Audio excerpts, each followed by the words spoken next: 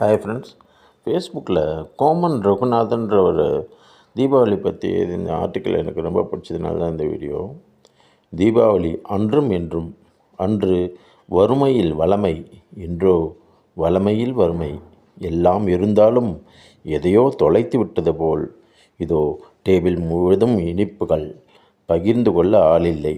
கொஞ்சமே கிடைத்தாலும் அம்மா கையால் கிடைத்தவை. ஏங்கும் மனம். நாங்கள் 6 குழந்தைகள். அம்மா, அப்பா, பாட்டி, மொத்தம் 9 பேர். அது மட்டுமல்ல, அக்கம் பக்கம் இப்போது போல கடைகளில் வாங்கி பண்டிகைகளை கொண்டாடும் காலம் அன்றல்ல. பாட்டியும் அம்மாவும் இணைந்து பலகாரங்களை செய்கையில் அந்த வாசம், அம்மாவின் முந்தானை வாசத்திற்கு பிறகு இன்றும் என்னால் மறக்க முடியாதது.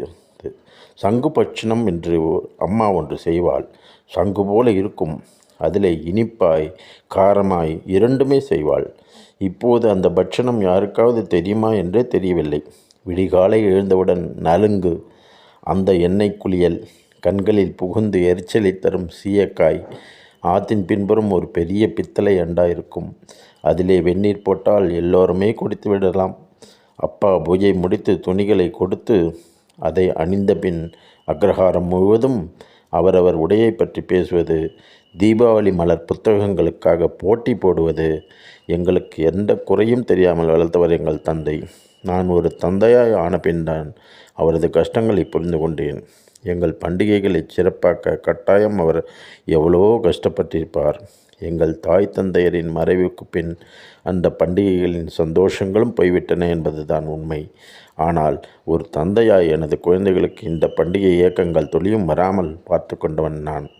என் தந்தையிடமிருந்து நான் கற்ற பாடம் இது. என் மகன்களுக்கும் நான் சொல்லிக் கொடுப்பது, பண்டிகைகளை கொண்டாடுங்கள். இன்றைய தலைமுறையினருக்கு எளிதாய் கிடைக்கின்ற இந்த துணிமணிகள், இனிப்புகள், இதற்காக, அந்த தீபாவளிக்காக ஒரு வருட காலம் கனவுலகில் நாங்கள் வாழ்ந்தவர்கள். அன்றைய தீபாவளிகள் இன்றும் மனதில் நிலையாய் இருக்க காரணம், எதுவும் எங்களுக்கு எளிதாய் கிடைத்ததே இல்லை. வருடம் ஒரு முறைதான் புது துணி. இன்னும் சொல்லப்போனால் இன்றைய தலைமுறை வெறுத்துவதற்கும் இட்லி தான் அன்றைய தீபாவளிகளில் மெயின் மெனு. முழு நாளும் தீபாவளி கொண்டாடுவோம். பட்டாசுகளின் சத்தம் நாள் முழுவதும் கேட்கும். மீண்டும் பிறக்க வேண்டும்.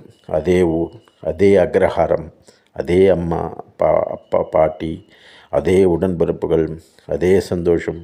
குழந்தைகளாகவே இருந்து மீண்டும் மீண்டும் கொண்டாட வேண்டும். அனைவருக்கும் தீபாவளி நல்வாழ்த்துக்கள்.